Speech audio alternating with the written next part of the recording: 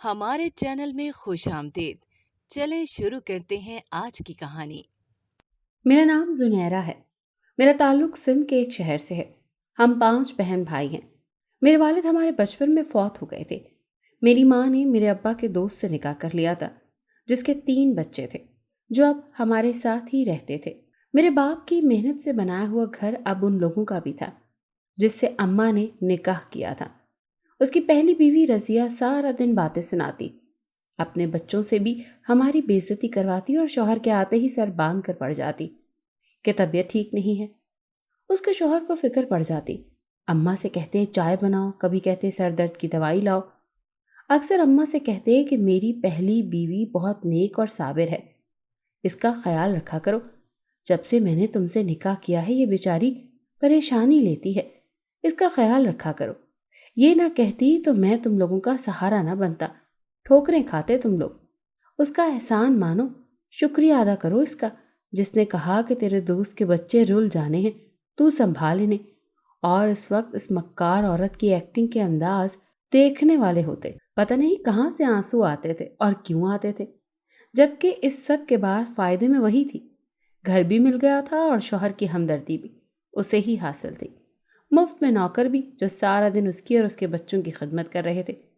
اماں شکر گزاری کے ساتھ اپنی سوتن کو دیکھتی جو کم عمری میں شادی کر کے آئی تھی اور اب بھی کہیں سے 3 بچوں کی ماں نہیں لگتی تھی، اور اماں تو ابا کے جانے کے بعد اور بوڑھی ہو گئی تھی۔ ویسے بھی جس سے اب شادی کی ہے اس سے 10 سال بڑی تھی، اور یہی سوچ سوچ کر چپ رہتی تھی کہ صرف ہمارے بھلے کے لیے اس نے اپنا شوہر تک قربان کر دیا۔ عورت بھلا اپنے شوہر کی دوسری شادی، وہ بھی بیوہ اور جو عمر میں بھی اس سے بڑی ہو، اس سے کرواتی ہے، لیکن اماں کو کون سمجھاتا؟ اس میں نقصان ہمارا ہوا تھا، وہ لوگ تو فائدے میں تھے۔ میری ماں سادہ اور سیدھی عورت تھی، ان لوگوں کی چالاکیاں سمجھ نہیں سکی۔ میرے سوتیلے باپ کے 2 بیٹے تھے اور 1 بیٹی۔ بیٹی بڑی تھی جسے سارا دن ماں کی طرح حکم چلانے کی عادت تھی، پانی بھی اٹھ کر نہیں پیتی تھی۔ ایک بیٹا 10 سال کا تھا اور دوسرا اس سے چھوٹا۔ میرے دونوں بہنیں بھی اس کی ہم عمر تھیں۔ ہم بہنیں بڑی تھیں۔ میری بڑی بہن گاؤں میں ہی ایک اماں جی تھیں، ان کے ساتھ مل کر بیکری کی چیزیں پیک کرواتی تھی، جبکہ دوسرے کپڑے سلائی کرتی تھی اور میرا سوتیلا باپ بازار دے آتا تھا۔ میری بہن سلائی کے ساتھ ساتھ شیشے کا کام بھی جانتی تھی، شہر سے لوگ اس کے پاس کام بھیجتے تھے، میں بھی اکثر اس کے پاس بیٹھتی اور سیکھتی تھی۔ اب کچھ مجھے بھی کڑھائی اور شیشے لگانا آ گیا تھا۔ میرا سوتیلا باپ شہر میں لوگوں کو جانتا تھا، وہ لوگ کام دیتے تھے اور ہم بہنیں وقت پر مکمل کر کے دیتی تھیں۔ اس بار میری بہن کی طبیعت ٹھیک نہیں تھی اور مجھے ابھی اس جیسا کام نہیں آتا تھا، اسی لیے 4 دن اوپر ہو گئے تھے۔ ابا نے سارا گھر سر پر اٹھا رکھا تھا اور اماں سے بھی کہا کہ تم نے ان لوگوں کو سر پر چڑھا رکھا ہے، تم کیوں نہیں کرواتی کام ان کے ساتھ تاکہ جلدی ہو جائے۔ اماں بہت اچھا کام جانتی تھی اور اماں کے کام کو بہت پسند بھی کیا جاتا تھا، لیکن اماں کی اب نظر کمزور تھی اور زیادہ دیر بیٹھا بھی نہیں جاتا تھا۔ اماں نے ابا سے کہا تو کہنے لگا، ہاں تو بوڑھی ہو گئی ہے، واقعی تجھ سے تو نہیں ہوگا یہ کام، چل ان کام چوروں سے کہہ کہ جلدی تو کروا دیا کریں۔ میں نے کہہ دیا، ابا اپنی بیوی اور بیٹی سے کیوں نہیں کہتے، وہ کیوں نہیں کرتی کام؟ بس یہ کہنے کی دیر تھی، ابا نے مجھے مارنا شروع کر دیا کہ تم سب تو میری بیوی اور معصوم بچی کے پیچھے پڑ گئے ہو، وہ بیچاری تم لوگوں کا اتنا خیال رکھتی ہیں اور تم لوگ اس کے پیچھے پڑے رہتے ہو۔ مجھے اماں نے چھڑوایا اور اسی بیچ بچاؤ کرواتے ہوئے اماں کو ابا نے دھکا دے دیا۔ پاس ہی کپڑے سلائی کرنے والی مشین پڑی تھی، اماں اس کے اوپر گری اور سر پھٹ کر چوٹ لگ گئی۔ اماں روتی رہی، ہم بہنوں نے جا کر چھڑوایا، لیکن وہ شخص بولتا بولتا باہر نکل گیا۔ بہت عرصے تک اماں کے ماتھے پر وہ زخم رہا، لیکن یہ زخم تو صرف جسمانی تھا، ایسے بہت سے زخم تھے جو ہم لوگوں کی روح پر لگائے جاتے تھے۔ روز روز ہمارے کردار پر بات ہوتی، ہمیں بد کردار کہا جاتا، ہمارے گھر سے نکلنے پر پابندی تھی، ہماری کوئی سہیلی ہم سے ملنے نہیں آ سکتی تھی۔ گڈی کی شادی بیاہ کی بھی اب ہمیں اجازت نہیں تھی، جبکہ اس کی بیٹی جہاں جاتی چلی جاتی، اسے کوئی روک ٹوک نہ تھی، اپنی مرضی سے پیسہ خرچتی، بلکہ ہماری ماں سے بھی وہ دھونس سے پیسے لیتی جیسے روپ ڈالتے ہیں، اور ہم لوگ ان سے دب چکے تھے، اور یہ سب ہماری ماں کی وجہ سے ہوا تھا، جس نے ہمیں یہی کہا کہ تم لوگ کوئی بات نہ کیا کرو۔ ہمارا سوتیلا باپ پیسے اپنے پاس رکھتا، ہمیں ضرورت پڑتی تو اسی سے مانگنے پڑتے، واپسی پر بیوی کے لیے فروٹ اور کھانے کی چیزیں لاتا اور ہمیں کوہلو کے بیل کی طرح کہتا، جتے رہو۔ اس کی بیوی بچے ہماری محنت کے پیسوں پر موج کرتے، میرے چھوٹے بھائی کے پاس بیٹھ کے حسرت سے ان لوگوں کو کھاتے دیکھتے۔ اگر بچ جاتا تو کہتے یہ لو، تم لوگ بھی کھا لو۔ ان کی اترن اور بچا کھانا ہمارے نصیب میں تھا۔ میں نے حسرت سے ماں کو دیکھا جس کی ڈھیل کی وجہ سے یہاں تک بات پہنچ گئی تھی۔ اس کے بچے ترس رہے تھے اور وہ شخص موجے کر رہا تھا۔ اس کا بات کرنے کا طریقہ بھی اتنا حد تک آمیز تھا جیسے ہم اس کے غلام ہیں۔ میری بڑی بہن سے تو اس کا بات کرنے کا طریقہ بھی عجیب تھا۔ اس نے مجھ سے بات کرنا ہی چھوڑ دی تھی اور کہا کہ یہ شخص ایک آنکھ نہیں بھاتا مجھے۔ اب اس کے سامنے بھی کم آتی تھی۔ اس نے ایک دن مجھے کہا کہ یہ شخص ابا کہلوانے کے لائق نہیں ہے، انتہائی گھٹیا شخص ہے جس کی نظر میں ہم بیٹیاں ہی نہیں۔ اس نے اس گھر کی لالچ میں اماں سے شادی کی ہے۔ میری بہن اس سے بہت تنگ تھی۔ اس نے ایک دن اماں سے کہا کہ اپنے شوہر سے کہیں کہ آپ تک رہیں، ہم تک نہ آیا کریں، ہماری زندگیوں میں ان کا دخل آپ کو برباد کر دے گا، کسی دن تنگ آ کر میں یہ گھر ہی چھوڑ دوں گی۔ یہ بات اماں کی سوتن نے سن لی۔ اس نے اچھی طرح سے نمک مرچ لگا کر یہ بات اپنے شوہر کو بتا دی۔ وہ شام کو آیا تو کہنے لگا چل، کہاں جانا ہے اور کس کے ساتھ جانا ہے؟ میں تجھے خود چھوڑ کے آتا ہوں، بعد میں چوری گھر سے بھاگ کر ہماری عزت کا جنازہ ضرور نکلوانا ہے۔ میری بہن روتی رہی اور وہ اس کے کردار پر باتیں کرتا رہا۔ وہ اسی طرح تھا، کس کس سے نہ جانے کیا کیا بات کرتا، اور اسی کی وجہ سے ہمیں یہ دن دیکھنا پڑا۔ آپا کو کام کے پیسے ملے تو اماں نے سوچا کہ اس کے جہیز کی کوئی چیز بنا کے رکھ لیتی ہوں۔ میرے سوتیلے باپ کو پتہ چل گیا، بہت لڑا اور کہنے لگا مجھ سے کہتی میں لے آتا، کیا لانا تھا؟ تم لوگوں کو بھروسہ ہی نہیں مجھ پر، تم لوگ مجھے چور سمجھتے ہو۔ یہ نہیں پتا شہر جانا ہے اور دھکے کھا کے چیزیں لانا کتنا مشکل ہے۔ تم لوگ تو گھر میں بیٹھ کر بناتے ہو، مجھے گلی گلی پھر کے بیچنا پڑتا ہے۔ مجھے ہی پتا ہے کیسے پورا اترتا ہوں۔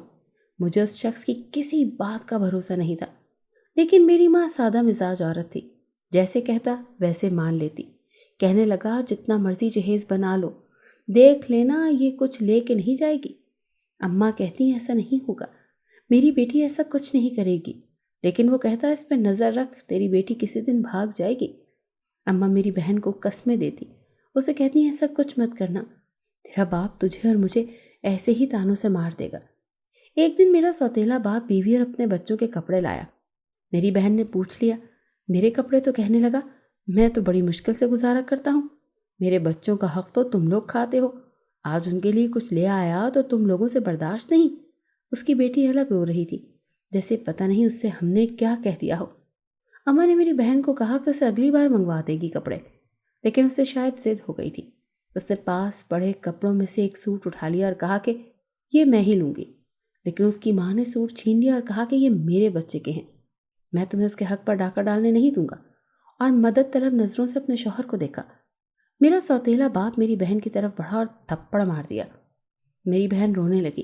اماں اسے کمرے میں لے گئی، سمجھایا، بہت سمجھایا، لیکن پتہ نہیں اسے بھی ضد ہی ہو گئی تھی۔ اگلے دن صحن میں آگ لگ گئی۔ رات کا وقت تھا، سب سو رہے تھے، جب اچانک چیخوں کی آواز آئی، بچاؤ آگ لگ گئی۔ میرے سوتیلے باپ کا سارا کمرہ جل چکا تھا، چارپائی پر پڑے وہ نئے کپڑے بھی جو کل شام ابا لائے تھے۔ میری بہن اور میرا بھائی ایک دوسرے کو دیکھ کر مسکرا رہے تھے۔ وہ آنکھوں ہی آنکھوں میں مجھے چپ رہنے کا کہہ رہے تھے، میں جو آگ بجھانے والوں میں آگے آگے تھی۔ اماں کی سوتن کو یہ سب نظر بد لگی، کہنے لگی کہ نظر بد کا اثر ہے سارا، اب روز کسی بابے کو بلوا لیتی اور دم کرواتی، خود پہ اور بچوں پہ بھی۔ ایک دن ایک بابا آیا اور میری آپا کو گھر میں پھرتے ہوئے دیکھ گیا۔ اگلے دن میرے سوتیلے باپ سے کہا کہ اگر تم میری شادی کروا دو تو ایسا عمل بتاؤں گا کہ تم میاں بیوی امیر ہو جاؤ گے۔ میرا سوتیلا باپ تو پہلے ہی لالچی تھا۔ بابے نے جو کہا تو میری ماں کے پاس پہنچ گیا اور بولا کہ بندہ پرہیزگار ہے، آستانہ ہے، اس کا اپنا سارا دن لوگ اس سے ملنے کے لیے لائن میں لگے رہتے ہیں، پردے میں رہے گی، کیا ہوا جو عمر تھوڑی زیادہ ہے، 40 سال کو اتنی بڑی عمر تو نہیں، اور مرد تو بوڑھا ہوتا ہی نہیں۔ اماں نے منع کیا تو ابو شروع ہو گیا کہ میری تو کوئی اوقات ہی نہیں، اور اس پیر کو ہاں کر دی جو پہلے سے شادی شدہ اور 2 بچوں کا باپ تھا اور میری بہن سے 15 سال بڑا تھا۔ آپا بہت روئی پیٹی، لیکن کون سنتا، اماں کی کون سا چلتی تھی، لیکن وہ ہوا جس نے میری ہی زندگی بدل کر رکھ دی۔ میں نے سوچا نہیں تھا کہ سب کچھ ایسے ہو جائے گا۔ اس سے پہلے کچھ ایسے حالات ہوئے کہ میرے سوتیلے باپ نے مجھے ہی اس پیر کے آستانے پر جانے کا کہہ دیا اور کہا کہ وہ پیر لوگ ہیں، بہت بابرکت ہیں، کچھ دن کی بات ہے، انہیں ایک لڑکی کی ضرورت ہے۔ پیر کی چھوٹی بہن کی شادی ہے نا، اسی لیے میری بہن تو وہاں جا نہیں سکتی تھی، کیونکہ کچھ دن میں اس کی وہیں شادی ہو جانی تھی۔ اسی لیے مجھے کہا چلو تمہیں چھوڑاؤں۔ میں جانا نہیں چاہتی تھی، لیکن ماں نے بھی یہی کہا کہ اگر تم نہ گئی تو تیرا باپ اس بات پر مجھے ہی تانے دے گا۔ میں ماں کی وجہ سے چپ کر گئی، لیکن میں نے صاف کہہ دیا تھا کہ میں اکیلی وہاں نہیں رہوں گی، میرے بھائی کو میرے ساتھ بھیجو۔ اس بات پر میری ماں نے میرا ساتھ دیا اور پھر اگلے دن میں پیروں کی حویلی آ گئی۔ سارا گھر مہمانوں سے بھرا ہوا تھا۔ سارا دن میں اور میرا بھائی کام میں مصروف رہتے۔ اس پیر کو دیکھ کر پتہ چلا کہ میری بہن کی زندگی برباد ہونے والی ہے۔ سارا دن اس کے آستانے پر عورتوں کا رش رہتا۔ میں وہاں بہت مشکل سے دن گزار رہی تھی۔ دن کام کرتے گزر جاتا اور رات کو یہ سوچتی کہ اگر میرا باپ زندہ ہوتا تو میں اس طرح لوگوں کی خدمت کے لیے نہ رہ رہی ہوتی۔ پھر یہ ہوا کہ گھر کے باقی کاموں میں کسی اور کی ڈیوٹی لگا دی، اور پیر نے مجھے کہا کہ تم صرف آنے والی مریدنیوں کا خیال رکھا کرو۔ میں نے دیکھا عورتیں پیر پر بہت بھروسہ کرتی تھیں۔ سب کو لگتا تھا کہ پیر کی دعا میں بہت اثر ہے۔ میں نے بھی آزمانے کے لیے ان سے کہا کہ سب لوگ آپ سے تعویذ لیتے ہیں اور سنا ہے کہ ان کی مرادیں پوری ہوتی ہیں، تو میں تبھی مانوں گی اگر میری شادی کسی اچھی جگہ کروا دیں۔ پیر ہنسنے لگا اور بولا کہ میرا ہی ایک بہت نیک مرید ہے، اسے تو پسند بھی بہت ہے، تجھے بہت خوش رکھے گا، بس ایک کام کرنا، آدھی رات کے وقت اس کا چہرہ مت دیکھنا، یہی ایک شرط ہے۔ میں خاموش ہو گئی۔ 2 دن بعد پیر کی بہن کی شادی تھی۔ جیسے ہی شادی ختم ہوئی میں اور میرا بھائی گھر واپس آ گئے۔ پیروں نے مجھے اور میرے بھائی کو نئے کپڑے اور گھر والوں کے لیے مٹھائی بھیجی۔ میرا سوتیلا باپ ہر وقت پیروں کے گن گاتا رہتا اور کہتا کہ جب سے پیر نے ہمارے گھر قدم رکھا ہے ہمارے حالات بدلنے لگے ہیں۔ میں نے گھر پر کسی کو نہیں بتایا تھا کہ پیر نے مجھے کیا کہا تھا یا میں نے پیر سے شادی کی بات کیا کی تھی۔ انہی دنوں پیر نے میری بہن سے شادی کی بات پھر سے کر دی، جس پہ میری بہن پہلے ہی راضی نہیں تھی۔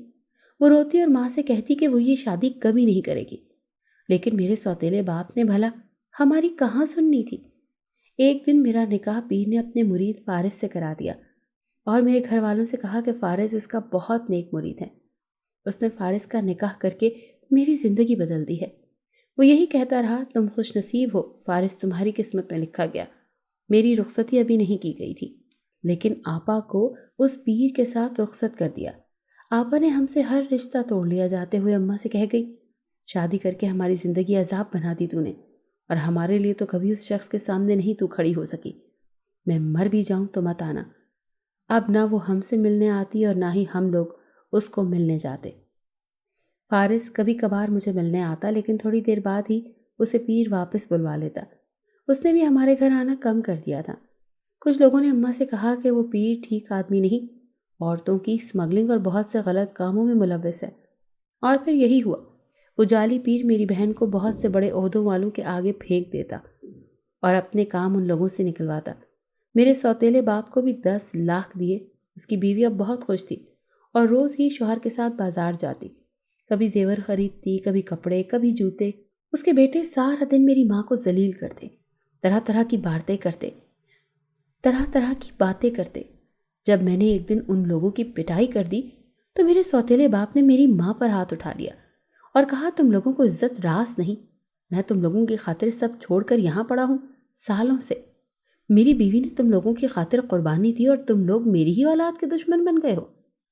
میں نے اپنی ماں کو چھڑوایا تو میرے باپ نے مجھے دھکا دیا، میرا سر پاس پڑی چارپائی سے ٹکرا گیا، میں وہیں زمین پر گر گئی۔ میری ماں مجھے دیکھتے ہی میری طرف دوڑی، میری آنکھوں کے سامنے اندھیرا چھا گیا۔ آخری بات جو مجھے سنائی دی وہ یہی تھی کہ کل پیر سے بات کرتا ہوں، اس کی بھی رخصتی کروا کے اسے فارس کے حوالے کریں۔ میری ماں ساری رات میرے سرہانے بیٹھی روتی رہی۔ وہ رات ہم ماں بیٹی نے جاگ کر گزاری۔ اگلی صبح مجھے بھی اس گھر سے چلے جانا تھا۔ کیا قسمت تھی ہم ماں بیٹیوں کی۔ میرے بھائی روز روز کی اس لڑائی اور مار پیٹ سے تنگ آ چکے تھے۔ پہلے وہ لوگ جمعرات کو مدرسے سے گھر آتے تھے، جمعے کو ہمارے ساتھ وقت گزارتے اور شام کو واپس چلے جاتے، لیکن اب ان لوگوں نے آنا ہی چھوڑ دیا تھا۔ میرا سوتیلا باپ ان کو بھی ایسے ہی ذلیل کرتا تھا اور لوگوں کے سامنے اس نے شرافت کا ڈھونگ رچا رکھا تھا۔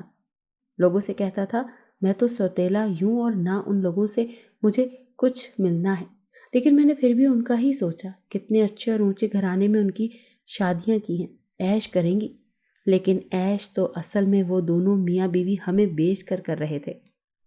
ایک دن میری بہن یہ ذلت برداشت نہیں کر سکی اور اس نے خودکشی کر لی۔ میری ماں پر یہ صدمہ قیامت کی طرح تھا۔ ہم سب بہت تکلیف میں تھے اور میرا سوتیلا باپ کہتا تھا شکر کرو خود مر گئی، نہیں تو میں مار دیتا۔ پیر صاحب کہتے ہیں نہ مرتی تو بھاگ جاتی کسی کے ساتھ، اس کے کرتوت اچھے نہیں تھے۔ اماں سکتے میں چلی گئی تھی میری بہن کے مرنے پر، ایسی خاموش ہوئی کہ پھر کبھی بولی ہی نہیں۔ یہاں بٹھا دیتے بیٹھ جاتی، وہاں بٹھا دیتے وہاں بیٹھ جاتی، جہاں لے جاتے چل پڑتی۔ میرے بھائی اور ہم بہنیں بالکل بے آسرا ہو گئے۔ کوئی نہیں تھا جسے بتاتے کہ ہمارا سوتیلا باپ ہی اس سب کا ذمہ دار ہے۔ انہی دنوں میرے سوتیلے باپ کا ایک رشتہ دار ہمارے گھر رہنے آ گیا۔ مجھے وہ لڑکا بڑا عجیب لگا۔ عمر میں بہت زیادہ نہیں تھا، دیکھنے میں یہی کوئی 17-18 سال کا لڑکا لگتا تھا۔ سارا دن چارپائی ڈالے صحن میں پڑا رہتا۔ مجھے تو اس سے شدید کوفت محسوس ہوتی تھی۔ ہم بہنیں اب گھر میں بھی آرام سے نہیں رہ سکتی تھی، ہر وقت گھور گھور کر دیکھتا رہتا، اور جب کبھی گھر سے نکل جاتا تو آدھی رات کو آتا۔ ابا کہتا گرم کھانا لاؤ اس کے لیے۔ سردی کے دن تھے، آگ جلانا بھی مشکل تھا، لیکن مجبوری تھی، کیا کرتے، ماننا پڑتی تھی۔ میں اپنے سوتیلے باپ کو بددعائیں دیتی تھی کہ کاش یہ مر جائے اور ہماری جان چھوٹ جائے۔ میری بہن کو یہی شخص کھا گیا تھا۔ مجھے سب پیر سے بھی نفرت تھی اور فارس سے بھی، بول چال بند تھی۔ ابا کا وہ مہمان اب اکثر ہی رات کو گھر آتا۔ اس نے میرے سوتیلے بھائی کو بھی اپنے ساتھ ملا لیا۔ وہ بھی سارا دن دوستوں کے ساتھ تاش کھیلتا، شرطیں لگاتا اور ہارنے پر شرط پوری کرنے کے لیے ابا سے پیسے بھی مانگتا۔ ماں بھی ساتھ ملی ہوئی تھی، اس کی شے پہ سب ہو رہا تھا۔ ایک دن اس نے مجھے خط لکھا اور بولا کہ اسے مجھ سے محبت ہے اور مجھے ملنا چاہتا ہے۔ مجھے شرم بھی آ رہی تھی اور دکھ بھی تھا کہ کیا عمر ہے اور کیا کام ہے، اس لڑکے نے تو ناک کٹوانی ہے۔ میں رات کو چھت پر گئی، یہاں اس نے بلوایا تھا۔ اسے خوب باتیں سنائی، شرم دلائی۔ اسی وقت اس کی ماں آ گئی اور بولی جوان خون ہے، اب ایسے تو لوگ ننگے سر پھرو گی تم تو لڑکے تو دیکھیں گے، خود کو دیکھو پہلے، میرے بیٹے پر الزام نہ لگاؤ۔ میں نیچے آ گئی، جانتی تھی وہ عورت نہیں مانے گی۔ میں نے اپنے سوتیلے باپ کو خط دے دیا اور بتایا کہ ان کا بیٹا یہ کرتا پھر رہا ہے، اسے لگام ڈالیں۔ اسی وقت اس کی بیوی آ گئی اور بولی کہ یہ جھوٹ بول رہی ہے، یہ خط میرے بیٹے نے نہیں بلکہ اس نے اسے دیا ہے، جو مہمان ہمارے گھر رہ رہا تھا، اسے دے دو، وہ بچہ ہے۔ بیچارے نے مجھے ڈر کے مارے بتایا نہیں کہ ابا مارے گا۔ اب یہ پردہ ڈالنے کو میرے بیٹے کو پھنسا رہی ہے۔ میرے سوتیلے باپ نے اس دن مجھ پر بدچلنی کا الزام بھی لگا دیا۔ وہ مہمان بھی کھڑا تماشا دیکھ رہا تھا۔ اس کے سامنے مجھے اس کے ساتھ چکر چلانے کے الزام میں بہت باتیں سننے کو ملی۔ وہ دور کھڑا سگریٹ پی رہا تھا۔ میں سمجھ گئی تھی کہ وہ بھی اس پلان میں شامل تھا۔ میرے چھوٹے بھائی نے مجھے بتایا کہ اس نے بعد میں بات سنی، وہ لڑکا میرے سوتیلے بھائی سے کہہ رہا تھا تو نے بتایا نہیں، تیری بہن شادی شدہ ہے، نہیں تو دوسری پہ الزام لگاتے۔ میں نے اپنی چھوٹی بہن کو گلے سے لگا لیا۔ یہ گھر اب ہمارے لیے محفوظ نہیں تھا۔ میرے سوتیلے باپ نے فارس کو بلا لیا اور فارس سے کہا کہ یہ وہ خط ہے جو اس نے کسی لڑکی کو لکھا تھا، وہ پسند کرتا ہے اور شادی کرنا چاہتا ہے۔ اب تم جلدی سے اسے یہاں سے رخصت کروا کر لے جاؤ کہیں، ایسا نہ ہو کہ یہ گھر سے بھاگ جائے۔ فارس نے میری طرف دیکھا۔ میں نے کہا یہ جھوٹ ہے، میں اس کے نکاح میں ہوں، یہ سب کیوں کروں گی؟ لیکن وہ خاموش تھا۔ میں اماں کو آوازیں دیتی رہی، اماں ایک اور سازش رچا رہے ہیں یہ لوگ، لیکن اماں نہ بولنے کی قسم کھا چکی تھی۔ میں نے اس دن رو رو کر فارس سمیت سب کی منتیں کی، مجھے بدچلن نہ کہو، میں نے وہ خط نہیں لکھا۔ تبھی شاید اس مہمان لڑکے کو رحم آ گیا اور اس نے کہا کہ سب غلط فہمی میں ہوا ہے، وہ خط اس نے کسی لڑکی کو لکھا تھا، غلطی سے سب کچھ ہوا، اس میں اس لڑکی کا قصور نہیں۔ فارس نے میری طرف دیکھا جیسے اسے یقین نہ ہو، اسے لگا یہ لڑکا مجھے ہی بچانے کے لیے جھوٹ بول رہا ہے۔ پھر میں فارس کے گھر رخصت ہو کر آ گئی۔ میں کیا، میری لاش ہی تھی جو آئی تھی، زندگی تو پہلے بھی نہیں تھی، لیکن اپنی ذات پر لگا بدچلنی کا الزام مجھے جینے نہیں دیتا تھا۔ میں سوچ رہی تھی جب فارس کمرے میں آیا اور میرے پاس ہی بیٹھ گیا، کہنے لگا میں تمہیں اتنی محبت دوں گا کہ تم سب بھول جاؤ گی۔ میں نے کہا اگر ان سب کے سامنے، جن کے سامنے اس لڑکے نے مجھے بدچلن کہا، یہ کہا تھا کہ میں اس کے پیچھے پڑی تھی، تو مجبوری میں تم میری طرف بڑے، ان سب کے سامنے انہی کو جھوٹا کہہ دو تو ٹھیک ہے، نہیں تو ہمارے درمیان ایسا کوئی رشتہ نہیں ہوگا، میں تمہیں شوہر نہیں مانتی۔ وہ ہنستے ہوئے کہنے لگا تم مانو یا نہ مانو، اب تو تم میرے قبضے میں ہو، میری مرضی سے ہی رہو گی جب تک میں رکھوں گا، اگر اچھی لگنے لگی تو مستقبل میں سوچا جا سکتا ہے۔ میں نے حیرانی اور افسوس سے اسے دیکھا۔ فارس 25 سال کا سامنے رنگ کا لڑکا تھا۔ پیر نے کہا تھا وہ اس کا بڑا نیک مرید ہے، لیکن اب جب اس پیر کی اصلیت میرے سامنے تھی تو بہت اثر و رسوخ کی وجہ سے پولیس سے بچ جاتا تھا۔ اسی لیے مجھے فارس پر بھروسہ نہیں تھا۔ مجھے غصہ بھی تھا کہ اس نے سب کے سامنے اس دن میری بے گناہی میں کچھ نہیں کہا تھا۔ اس کے گھر کے حالات اور لوگ بھی ویسے ہی تھے۔ فارس کی بہن سارا دن باتیں سناتی، کام میں نقص نکالتی۔ فارس کی چھوٹی 2 بہنیں سارا دن ٹی وی دیکھتی رہتی اور خود کو ایکٹریس سمجھتی تھی۔ فارس کا چھوٹا بھائی کچھ سمجھدار تھا، بدتمیزی نہیں کرتا تھا، بولتا بھی کم تھا، کام ہوتا تو بات کرتا، نہیں تو اپنے کام سے کام رکھتا۔ فارس صبح کو جاتا اور رات گئے لوٹتا۔ ساس بھی پیروں کے گھر کام کرتی تھی، رات کو آتی تھی۔ مجھے گھر بھی نہ جانے دیتے۔ میرے بھائی مجھ سے ملنے آئے تو انہیں مجھ سے ملنے نہ دیا۔ انہی دنوں میں ماں بننے والی تھی اور میری نندیں سارے دن مجھے ذلیل کرتی، کبھی کچھ بناؤ کبھی کچھ بناؤ۔ سارا دن کھانا بنانے اور ان کی خدمتوں میں گزر جاتا۔ اگر فارس سے کہتی تو کہتا، میں نے تو تجھے تیری اصلیت سمیت برداشت کر لیا، تم سے میری بہنیں نہیں برداشت ہو رہی، جبکہ وہ تو ہیں بھی بہت سیدھی سادی، تمہارے جیسی چالاک نہیں ہیں جنہیں مردوں کو قابو کرنے کے طریقے آتے ہیں۔ اس کے پاس میرے لیے ہمدردی کے کچھ الفاظ بھی نہیں تھے۔ ایک دن فارس کے چھوٹے بھائی سے میں نے کہا، آتے ہوئے میرے لیے فروٹ لے آنا، میں پیسے دے دوں گی۔ وہ رات کو آتا ہوا فروٹ لے آیا اور میرے کمرے میں دینے گیا۔ مجھے حال پوچھنے لگا کیونکہ میری حالت کچھ ٹھیک نہیں تھی۔ اسی وقت میری چھوٹی نند آئی، میرے ہاتھ میں فروٹ کا شاپر دیکھا اور پھر ہنستے ہوئے اپنے بھائی کو دیکھا اور بولی، بھابھی سے پینگے نہ بڑھاؤ، بھائی کو پتہ چل گیا تو مارے جاؤ گے۔ فارس کے بھائی نے بہن کو تھپڑ مار دیا اور بات بڑھ گئی۔ میری نند نے میرے شوہر سے کہا کہ اس نے مجھے منع کیا تھا کہ دیور سے دور رہو، اس نے میرے ہی چھوٹے بھائی کو بتا دیا، اسی لیے میرے چھوٹے بھائی نے مجھے مارا۔ زندگی میں ہی بار اس کی وجہ سے میرے بھائی نے مجھ پر ہاتھ اٹھایا ہے۔ فارس اور اس کا بھائی لڑنے لگے، مجھے دھکے دیے گھر سے نکال دیا۔ میں دروازہ پیٹتی رہی لیکن ان لوگوں نے نہ کھولا۔ میں ہمسایوں کے گھر چلی گئی۔ سب مجھے میری سانس لینے آئی اور کہا کہ تیری وجہ سے میرا بیٹا گھر سے چلا گیا ہے۔ میرے دیور نے اس دن وہ گھر چھوڑ دیا تھا۔ کچھ دن فارس مجھ سے ناراض رہا لیکن پھر اس نے میرا بہت خیال رکھنا شروع کر دیا۔ میرے لیے میوے لاتا، مجھے خوش رکھنے کی کوشش کرتا۔ وہ دن میری زندگی کے خوبصورت دن تھے۔ مجھے فارس کا اس طرح سے اپنا خیال رکھنا اور میرے لیے اس کا پریشان ہو جانا، بات بے بات پہ مجھے پوچھنا کہ گھر والوں نے تمہیں کچھ کہا تو نہیں، مجھے بہت اچھا لگا تھا۔ میں شکر کرتی تھی کہ میرے دن بدل گئے، لیکن کسے پتا تھا کہ آنے والا وقت میرے ساتھ کیا کرنے والا ہے۔ انہی دنوں میری چھوٹی نند گھر سے بھاگ گئی اور فارس اسے ڈھونڈنے نکلا اور اس کا ایکسیڈنٹ ہو گیا۔ اب وہ بستر پر پڑا تھا، اس کی حالت بہت خراب تھی۔ ایک رات میں بھول گئی، مجھے پیر نے کہا تھا کہ آدھی رات کو اپنے شوہر کا چہرہ مت دیکھنا۔ اس رات میں نے محسوس کیا جیسے وہ تکلیف میں ہے۔ جیسے ہی اس کے چہرے سے چادر ہٹائی تو میری چیخیں نکل گئیں۔ وہ چہرہ اتنا ڈراؤنا تھا، مجھے یقین نہیں تھا۔ میرا شوہر ہے، مجھے لگا میں نے بہت عجیب و غریب مخلوق دیکھی تھی، لیکن میرے دیکھنے کے بعد میرے شوہر کی حالت مزید بگڑ گئی۔ وہ بری طرح ہانپ رہا تھا اور پھر اس نے ہمیشہ کے لیے آنکھیں بند کر لی۔ میں روتی رہی، چیختی رہی، سب کچھ میرے لیے غیر یقینی تھا۔ کچھ دن پہلے ہی تو میں ماں بننے والی تھی۔ میری گود میں 2 جڑواں بچے آ گئے، لیکن وہ انہیں بھی دیکھ نہیں سکا۔ جس دن ان کی پیدائش ہوئی اس سے پہلے ہی وہ بہن کو ڈھونڈنے کے لیے گھر سے نکل گیا اور واپس آیا تو اسے اپنی ہی ہوش نہیں تھی۔ بعد میں مجھے پتا چلا کہ پیر اس پر جادو کرتا تھا کہ وہ مجھے گھر سے نکال دے۔ کالے جادو کے اثرات نے اسے جکڑ رکھا تھا۔ رات 12 بجے اس میں ایک جن حاضر ہوتا تھا اور پھر پیر اس جن کو اپنے اس مرید میں بلوا کر جو جاننا ہوتا تھا وہ جان لیتا تھا۔ میری زندگی تباہ ہو گئی تھی، میں پھر سے لاوارث ہو گئی تھی۔ جیسا بھی تھا میرے بچوں کا باپ تھا، مجھے اب بچوں کی بھی فکر تھی اور مجھے اب لگ رہا تھا کہ ان کی خاطر مجھے گھر سے نکلنا ہی پڑے گا۔ میری ساس روزانہ پیروں کے گھر پر نوکری کرنے جاتی تھی۔ فارس جب تک تھا چلو روٹی کی فکر تو نہ تھی، لیکن اب ساس کے سامنے ہاتھ پھیلاتے مجھے بھی شرم آ رہی تھی۔ پھر وہ خود بھی مجھ سے کھچی کھچی رہتی کیونکہ وہ چاہتی تھی کہ میں گھر سے ہی چلی جاؤں، لیکن میں جانتی تھی اگر میں گئی تو میرے بچے چھین لے گی۔ اب بچے مجھے ہی پالنے تھے۔ میں نے ساس کے ساتھ چلنے کی بات کی تو ساس نے منع کر دیا اور مجھے اپنے ساتھ کام پر لے جانے سے منع کر دیا۔ ناچار میں خود نوکری ڈھونڈنے لگی۔ جب ایک بڑی سی کمپنی یہاں شرٹ سلائی ہوتی تھی میں گئی۔ چوکیدار مجھے اندر لے گیا اور بولا، یہاں تم جیسی بے سہارا عورتوں کے لیے ہی کام ہوتا ہے۔ لیکن جیسے ہی اندر قدم رکھا پیروں تلے سے زمین نکل گئی۔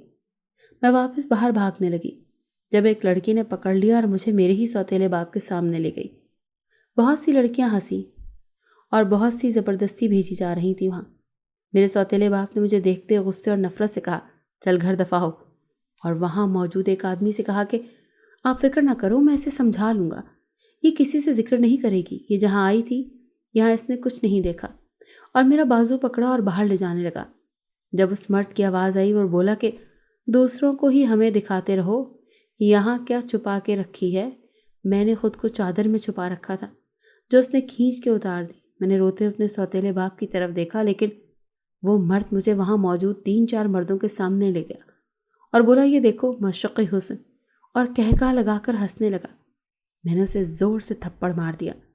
پتہ نہیں اتنی جرأت مجھ میں کہاں سے آئی تھی، میں تو کبھی اپنے سوتیلے باپ کو پلٹ کر جواب نہیں دے سکی، اور آج ایک گنڈے اور آوارہ آدمی کے سامنے ڈٹ گئی تھی۔ شاید ماں بننے کے بعد کمزور سے کمزور عورت بھی بہادر بن جاتی ہے۔ مجھے بھی اپنے بچوں کے لیے بہادر ہونا تھا۔ میں نے اسے دھکا دیا اور باہر کی جانب دوڑ لگا دی، لیکن دروازہ بند تھا۔ میں نے بے بسی سے اسے دیکھا، جو پان کھاتے ہوئے عجیب نظروں سے مجھے دیکھ رہا تھا۔ مجھے اپنی عزت اور جان دونوں ہی خطرے میں لگی۔ تبھی وہاں پولیس کی ریڈ پڑ گئی اور وہ لوگ پکڑے گئے، لیکن ان کے ساتھ ساتھ مجھے اور میرے سوتیلے باپ کو بھی گرفتار کر لیا۔ میں منتیں کرتی رہی کہ میں تو کام ڈھونڈنے نکلی تھی، مجھے نہیں پتا کہ یہ کون لوگ ہیں، لیکن کسی نے میری بات ہی نہیں سنی، اور ایک لیڈی پولیس نے مجھے تھپڑ مارا اور کہا کہ شکل معصوموں والی اور کام دیکھو، کتنے مردوں سے رہے تیرے تعلقات۔ میں روتے روتے زمین پر بیٹھ گئی۔ اس دن میں نے دعا کی کہ کاش مجھے موت آ جائے۔ کیسی آزمائش تھی جو ختم ہی نہیں ہو رہی تھی۔ کچھ لوگ ضمانت کروا کر نکل گئے، ان میں زیادہ تر امیر گھروں کے بگڑے نواب زادے تھے، اور کچھ لڑکیاں بھی نکل گئیں جو ان کی ساتھی تھیں، لیکن جو مجھ جیسی تھی وہ جیل کے پیچھے تھی۔ مجھے 3 دن ہو گئے تھے جیل میں، مجھے اپنے بچوں کی فکر تھی۔ پتہ نہیں میری نن نے ان کا خیال بھی رکھا تھا یا نہیں۔ میں نے ایک بار پھر جیل کی سلاخوں کو پکڑ کر رونا پیٹنا شروع کر دیا، مجھے نکالو یہاں سے، مجھے نکلنا ہے، میرے بچے میرا انتظار کر رہے ہوں گے، مجھے چھوڑ دو۔ لیکن کسی نے میری نہ سنی۔ اسی طرح کچھ دن اور گزر گئے جب ایک پولیس کی عورت نے مجھے اپنے پاس بلوایا اور کہا کہ اگر میں صبح اخبار میں بیان دے دوں کہ یہ سب کچھ ایک سیاستدان نے کروایا ہے تو میں تمہیں کل ہی چھوڑ دوں گی۔ میں حیران تھی کہ میں کیسے کسی بے گناہ کا کہہ سکتی تھی، لیکن وہ کہہ رہی تھی کہ یہ انصاف ہوگا، بہت سی لڑکیوں کے ساتھ تم جانتی نہیں بڑا عیاش آدمی ہے، جیل میں بھی لڑکیوں کو نہیں چھوڑتا، ہم سب تنگ ہیں اس سے، ہمیں ضرورت ہے تمہاری، اگر تم یہ کرو گی تو نیکی ہوگی۔ بہت سے اخبار والے جمع تھے، مجھے پوچھا جا رہا تھا کہ یہ سب کون کرواتا ہے، کون لڑکیوں کو خریدتا اور بیچتا ہے۔ میں نے کہا میں نے وہاں ایک سیاستدان کو دیکھا تھا۔ مجھ پر ہنسنے والوں میں ایک وہ شخص بھی تھا۔ میں بھاگنے لگی تھی، اس نے مجھے پکڑا۔ اسی وقت ایک شخص اور کچھ اس کے ساتھی اخباری نمائندوں کے رش کو ہٹاتے ہوئے میرے پاس آ گئے، اور ایک شخص نے میرے برابر کھڑا ہو گیا۔ اخباری نمائندوں نے اسے کہا، سر خیریت، آپ یہاں کیا سیکیورٹی بھی آپ ہی دیں گے؟ اسے سوال پوچھنے لگے۔ اس نے میری طرف دیکھا اور کہا کہ میں نہیں چاہتا کسی بے گناہ کو مار دوں، میں تو دیکھنے آیا ہوں کہ لوگ معصوم ہیں یا ضمیر بیچ کے آئے ہیں۔ سارے ہجوم میں سناٹا چھا گیا۔ ایک اخبار والے نے مجھے کہا، جی بی بی، آپ کا کہنا ہے کہ آپ نے کسی سیاستدان کو دیکھا تھا۔ میں نے کہا اس کا نام ذیشان ہے۔ اس نے کہا آپ کے ساتھ جو کھڑے ہیں یہ کون ہے؟ میں نے کہا مجھے نہیں پتا۔ اسی وقت وہ شخص میری طرف آیا اور کہا، بی بی میں ہی ذیشان ہوں جس نے آپ کو بھاگنے نہیں دیا تھا، اور اب بھی بھاگنے نہیں دوں گا جب تک آپ سچ نہیں بولیں گی کہ کس کے کہنے پر آپ یہ سب کر رہی ہیں۔ میں نے حیرانی سے اسے دیکھا اور پاس کھڑی اس عورت کو دیکھا جو پولیس کی کالی بھیڑوں میں سے تھی۔ وہ بھاگنے والی تھی جب اسے گرفتار کر لیا، اور دوسرے ہی دن مجھے رہا کر دیا گیا۔ میں گھر آئی تو میرے بچوں کا بخار سے برا حال تھا۔ میری نند میری ساس کی وجہ سے مجھے برا بھلا کہہ رہی تھی۔ میرا سوتیلا باپ ملوث تھا ان لوگوں کے ساتھ تو اسے نہیں چھوڑا گیا تھا، اور میری نند مجھے قصوروار سمجھ رہی تھی۔ دوسرے دن میں اس سیاستدان کے گھر گئی اور ایک چوکیدار سے کہا کہ مجھے ان صاحب سے کام ہے۔ وہ مجھے اندر لے گیا۔ میں نے ان سے کہا کہ میرا باپ بے قصور ہے، اسے چھوڑ دیں۔ اس نے مجھے بیٹھنے کا اشارہ کیا اور بولا کہ سچ کو اتنا کم قیمت نہیں سمجھتے کہ کسی کے کہنے پر اسے جھوٹ کا لباس پہنا دیں۔ تم عادتاً جھوٹ بولتی ہو یا مجبوری ہے کوئی؟ مجھے لگا وہ اس دن اخبار میں جھوٹ بولنے والی بات پر کہہ رہا ہے۔ میں نے کہا اس دن میری مجبوری تھی، مجھے حقیقت کا علم نہیں تھا، پھر میں نکلنا چاہتی تھی۔ میرے 2 چھوٹے بچے ہیں جنہیں میری ضرورت تھی، اور سب بھی میری مجبوری ہے۔ میری سوتیلی ماں مجھے اور میری ماں کو سکون سے رہنے نہیں دے گی جب تک میرا باپ گھر نہیں جائے گا۔ اس لیے لگتا ہے میری ماں میری وجہ سے اس مصیبت میں پھنسی ہے۔ اس شخص کی بیوی میری ماں کو تانے دے دے کر مار دے گی۔ وہ پہلے ہی بیمار رہتی ہے۔ اس شخص نے کہا کہ تمہارا باپ جرم قبول کر چکا ہے۔ میں نے کہا جو بھی ہے، تم اتنے بڑے سیاست دان ہو، تمہارے لیے کیا مشکل ہے؟ تم اسے چھڑوا سکتے ہو۔ اس نے کہا میں سیاست دان ہوں لیکن میں دوسرے لوگوں جیسا نہیں۔ جب مجھے پتا ہے کہ وہ ایک گھٹیا شخص ہے، بہت سی لڑکیاں اس کی وجہ سے اس دلدل میں پھنسی ہیں، میں کیوں ایسے شخص کو صرف تمہارے کہنے پر چھوڑ دوں؟ اور پھر جب وہ ایک ظالم باپ ہے، تم لوگوں سے بھی اس کے اچھے تعلقات نہیں، تو تم کیوں چاہتی ہو کہ وہ پھر سے باہر آ جائے؟ میں نے کہا مجھے صرف اپنی ماں اور بہن بھائیوں کی فکر ہے۔ مجھے اس شخص کی پرواہ نہیں، چاہے اسے پھانسی ہو جائے۔ میں تو اپنی فیملی کی وجہ سے پریشان ہوں۔ اسی وقت اس شخص کا فون آ گیا اور وہ اٹھ کر چلا گیا۔ میں وہاں سے واپس آ گئی۔ بھلا اتنا بڑا شخص میری بات کیوں سنتا، جبکہ میں تو کل ہی سارے میڈیا کے سامنے اسے برباد کرنے والی تھی۔ روتے روتے میں گھر آ گئی۔ کیسی عجیب زندگی تھی نا ہم ماں بیٹیوں کی۔ میری ماں بیچاری تو کسی سے کچھ کہتی بھی نہ تھی، تب بھی اسے سکون سے رہنے نہیں دیا جاتا تھا۔ میں نے اپنی ساس سے بات کی کہ مجھے اپنی ماں اور چھوٹی بہن کو اپنے پاس رکھنے کی اجازت دے دے، لیکن اس نے کہا یہ گھر میرے چھوٹے بیٹے کے نام ہے، وہی فیصلہ کرے گا کسے رہنے اور کسے نہیں۔ اب مجھے اپنے دیور کا انتظار تھا جو کبھی کبھار ہی گھر آتا۔ وہ کراچی میں کسی کمپنی میں کام کرتا تھا۔ اس بار وہ آیا تو میں نے اس سے بات کی، لیکن اس نے جو مجھے کہا اس کے بعد میرے پیروں تلے سے زمین نکل گئی۔ اس نے کہا اگر تم مجھ سے شادی کر لو تو سارا گھر ہی تمہارا ہو سکتا ہے۔ ایک تو تم میرے بھائی کی بیوی ہو، اور دوسرا تم پر میری وجہ سے پہلے ہی الزام لگ چکا ہے، تو میں تمہیں اپنا کر عزت دینا چاہتا ہوں، اپنے بھائی کے بچوں کو باپ جیسی شفقت دینا چاہتا ہوں۔ میرے سامنے میرے سوتیلے باپ کا چہرہ آ گیا جس نے یہی کچھ کہہ کر میری ماں سے شادی کی تھی، اور پھر میرا اور میری ماں کا جینا حرام کر دیا تھا۔ میری بہن کا ایک گھٹیا شخص سے رشتہ کر دیا تھا، جو اس شخص کی وجہ سے خودکشی پر مجبور ہو گئی۔ میری شادی اس پیر کے نیک مرید سے کرنے کے پیچھے بھی سازش تھی۔ کسی کو نہیں پتا تھا کہ وہ مرید کالا جادو کرتا بھی تھا اور اس پیر کے ساتھ اس کے سارے کاموں میں ملوث تھا۔ میں نے کہا میرے بچے تمہارا مسئلہ نہیں ہے، میں انہیں پال سکتی ہوں، اور میں اس کے لیے تم سے شادی نہیں کر سکتی۔ اس نے فوراً ہی نظریں بدل لی اور کہا پھر پیاری بھابھی اپنا بندوبست کہیں اور کر لیں۔ میں تو تم پر رحم کھا رہا تھا، سوچا خوبصورت ہو، میرے بھائی کی عزت ہو، کہاں دھکے کھاتی پھروگی۔ لیکن تمہیں دھکے کھانے کا شوق ہے اور عزت بھی راس نہیں۔ میں نے اس شخص کو نفرت سے دیکھا اور مجھے سال پہلے کا وہ واقعہ یاد آ گیا جب اس کی بہن نے مجھ پر الزام لگایا تھا۔ اس گھر سے بھی مجھے نہ عزت ملی تھی اور نہ ہی اہمیت۔ میری قسمت میں شروع سے ہی سکون نہیں تھا، نہ باپ مرتا اور نہ سوتیلا باپ ہمیں ان حالوں میں پہنچاتا۔ انہی دنوں مجھے پتا چلا کہ میرے باپ کو 5 سال قید ہو گئی۔ اس کی بیوی نے میری ماں کو گھر سے نکال دیا۔ محلے کی کسی عورت نے مجھے خبر کی۔ میں وہاں پہنچی تو میری ماں زمین پر بیٹھی لکیریں بنا رہی تھی۔ میں نے اس دن ہمت کی اور بہن بھائیوں سے بھی کہا بس بہت ہو گیا، اب اور نہیں، اس عورت کو نکالو گھر سے۔ یہ گھر ہمارے باپ کا ہے، ہماری ماں کا ہے۔ یہ عورت ہماری ماں کو کیسے نکال سکتی ہے؟ ہم تو اسے صرف اپنی ماں کی وجہ سے برداشت کر رہے تھے۔ ہم لوگوں نے اس عورت کو جو گھر سے نکال باہر کیا، اس عورت کی وجہ سے اور اس کی بد کردار بیٹی کی وجہ سے اس کا شوہر جیل میں ہے۔ اسے بچانے گیا تھا غنڈوں سے اور خود اس مصیبت میں پھنس گیا، لیکن محلے کے لوگ اب اس کی فطرت سے واقف تھے، اسی لیے کسی نے بھی اس کی بات پر یقین نہیں کیا۔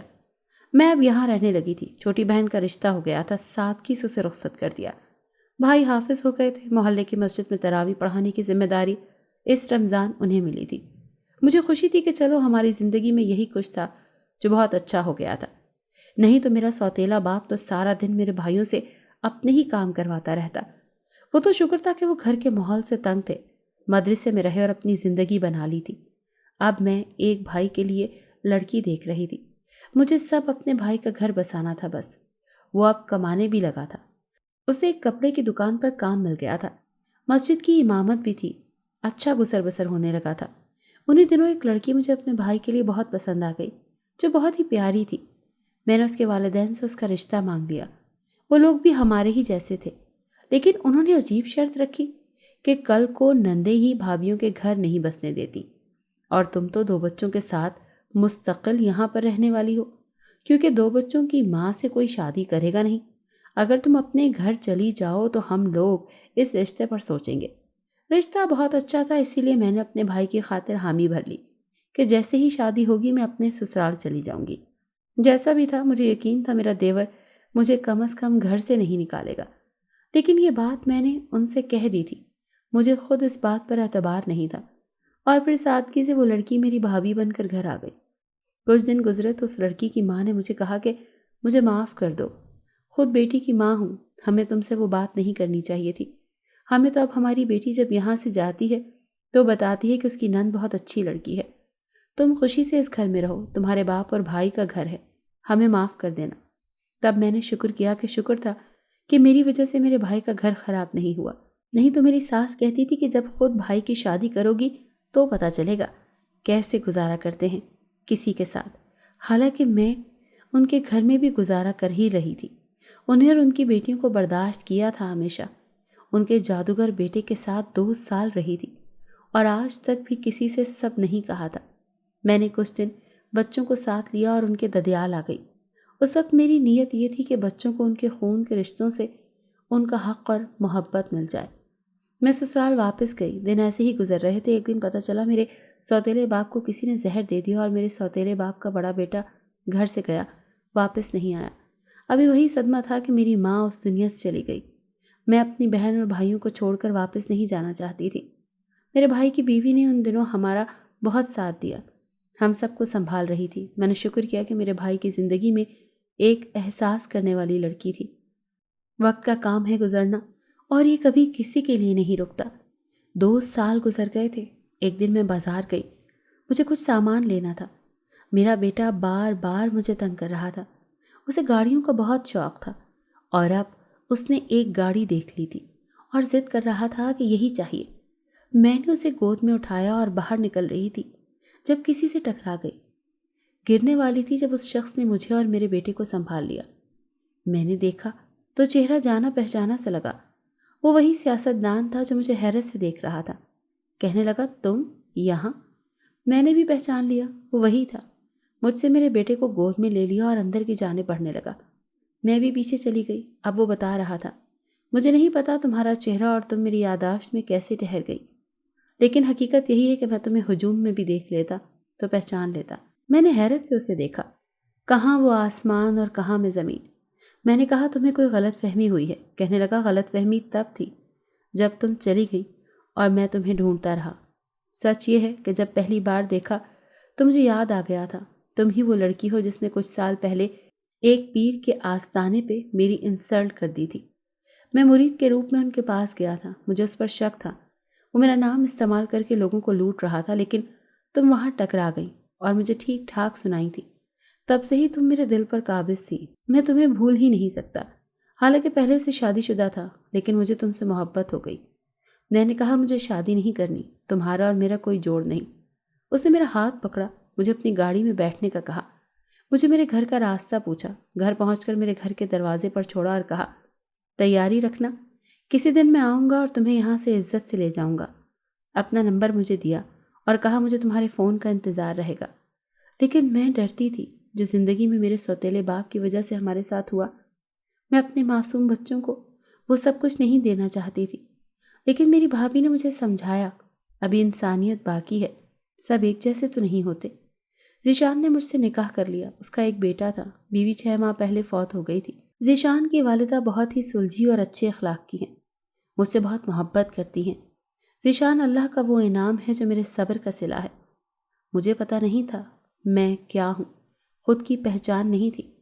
ذیشان نے مجھے خود سے محبت کرنا سکھا دی۔ میرے بچوں سے ابو کہتے ہیں، ان کی پیدائشی سرٹیفکیٹ میں باپ کے خانے میں ذیشان کا نام ہے، اور اس کا بیٹا مجھے ماں سمجھتا ہے۔ ذیشان کو دیکھ کر اور مل کر مجھے پتہ چلا، انسانیت سے بڑا اور کوئی رشتہ نہیں۔ ناظرین، اگر آپ کو ہماری کہانی اچھی لگی ہے تو ویڈیو کو لائک کریں، شیئر کریں اور ہمارے چینل کو سبسکرائب کریں۔ اگلی ویڈیو تک اجازت دیں۔ اللہ حافظ۔